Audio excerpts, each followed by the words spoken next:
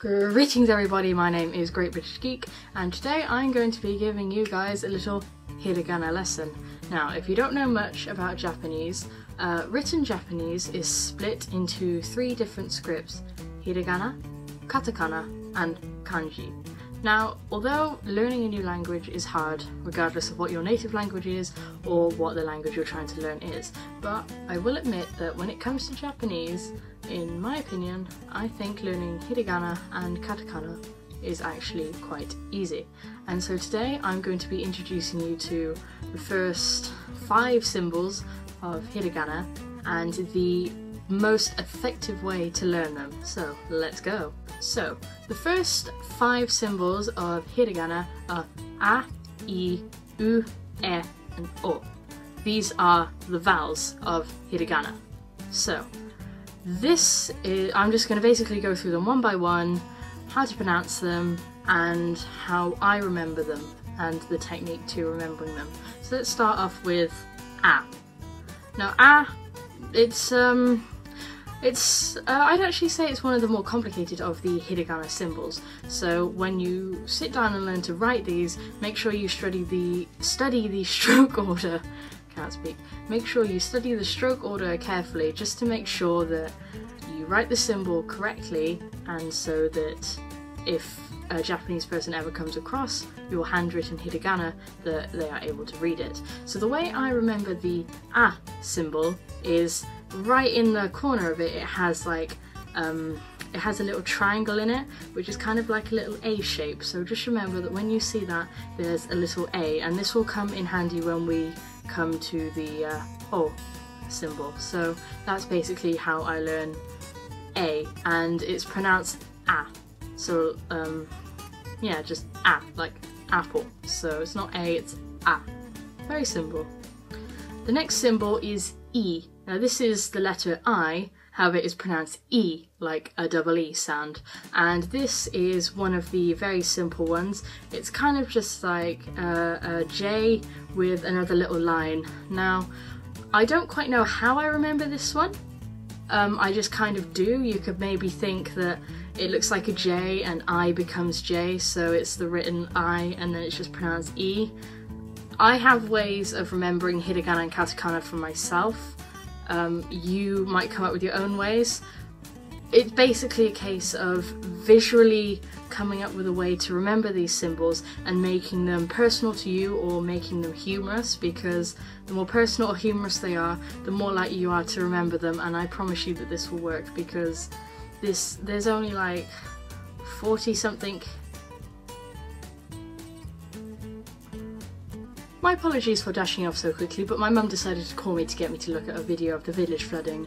So like I was saying, there's only about 48 or so hiragana and 48 or so katakana, and so by using this method of visually coming up with kind of like visual, what's the word, cues, and just to remember these symbols makes it incredibly easy. And hopefully I'm going to go through all the hiragana and katakana with you.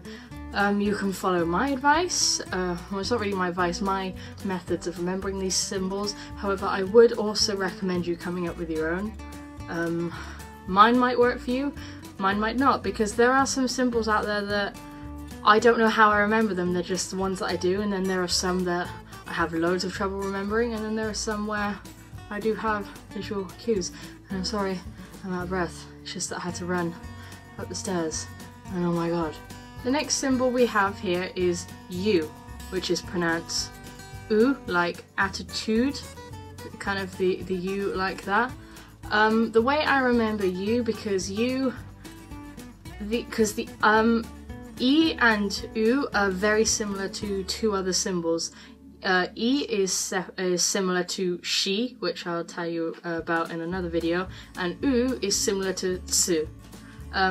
They are basically the same thing, except with a slightly different angle, and U has the extra line above it. So the way I remember them is that U is just a singular letter, and so the line above it represents 1, which meaning it's 1 letter. So if I see the kind of sideways U symbol with a line above it, I think, oh, that's U. And if I just see the U symbol on the side without one, I think, oh, that's tsu. So once again, that's how I do it. If that works for you, then use that. Doesn't, come up with your own. There's no rules to it, just remember it any way you can, and visual clues are the best way to remember them because it just helps them stick into your brain. I just hit my elbow on the wall. The next one is which is E. Not E as in I, but E as in eh. That is less complicated than it sounds. You just got to remember that it's written as I but pronounced as double E, and this one is written as E but pronounced eh, like egg, eh. This one is a bit of a stretch for a visual way of remembering, a visual cue. Excuse me. Oh, sorry, I've just eaten. So look at the shape of it. The way that I wouldn't say taught, it was basically a way I found on the internet. I thought, yeah, that works for me, is that it kind of looks like an exotic bird. That's kind of the way I was taught. Is kind of one of the ones that I remember anyway, but exotic bird did help me to remember it, and the reason why exotic bird is exotic bird, so that's kind of how I did it. So if exotic bird works for you, then do exotic bird. If you want to do something completely different, do it, but that is And the final symbol in the, oh my god, look at that, it looked like a ghost. Ooh. Let's get some focus, shall we? There we go. Right. Oh, my foot. Right. The final symbol of the hiragana vowels is what is it? O. O. O. So this is the letter O, but it's not pronounced O. It's pronounced O. So a word with the short O sound in it. Old, maybe? O. Just short O. And this is quite similar to A. Now, remember at the beginning I said remember A by the little A shape it has in the side? Well, O is very similar, and remember O because it has a little O shape on the side. So I think those two are probably the easiest just because they pretty much have the letter in them. So, yeah, nice and quick, that was O. Like I said, hiragana, katakana, it really is just finding a visual representation within the symbol that's going to help you remember it, because that is the most effective way of learning them rather than just trying to memorize them for what they are. Because honestly, I learnt hiragana in about 2 days by using this technique, and then katakana in another 2 days. I wouldn't recommend using this for kanji because a lot of kanjis are very complex. There are some kanji with like person or tree, forest. They quite visually they look like what they're describing, so that one might be easy, but a lot of kanji, they are so complicated, and you know, some of them have up to like 30 strokes in their stroke order. Oh my god, it's hot. I'm gonna open the window. It's great.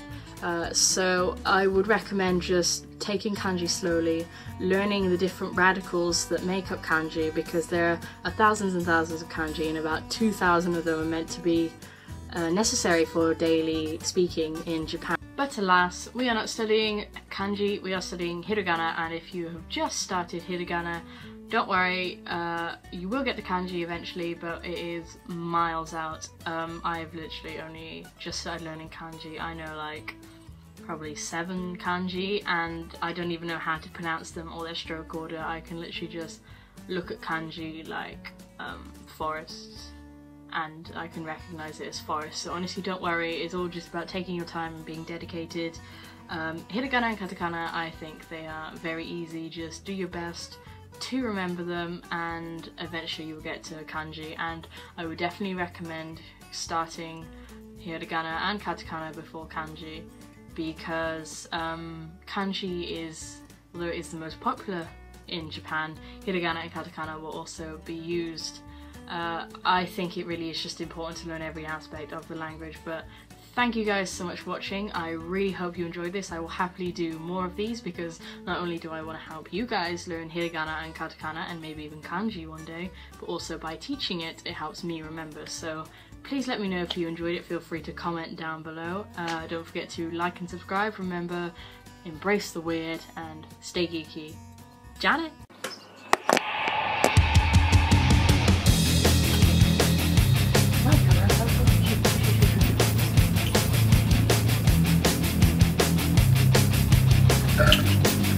Okay, let's do this. Ready? 3, up, and